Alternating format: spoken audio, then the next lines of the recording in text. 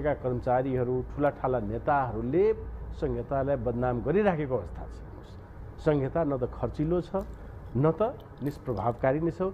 संहितामा बरु अहिले थोरै अधिकार दिए पनि धेरै काम गरेको छ। जुन अधिकार दिनुपर्ने प्रदेश प्रहरी त्यहाँ दिनुपर्ने कति राम्रो सोच छ सुहास सरको भन्ने। अब यहाँ सचिव चाहिँ केन्द्रबाट खटाइदिन्छन्, काम गर्न लाग्यो त्यसलाई हटाइदिन्छ, फिर्ता बोलाइदिन्छ।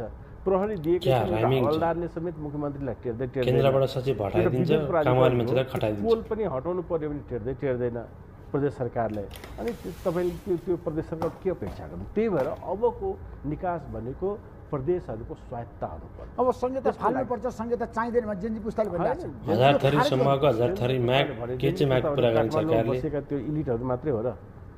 हरेक गाउँको मधेसको गाउँमा हो यो चाहिँ कुरा सही गर्नु बाटै आएको हौ। त्यो भएको हुनाले तिनीहरूको माग के छ भने अब प्रदेशहरूले स्वायत्ता ग्रहण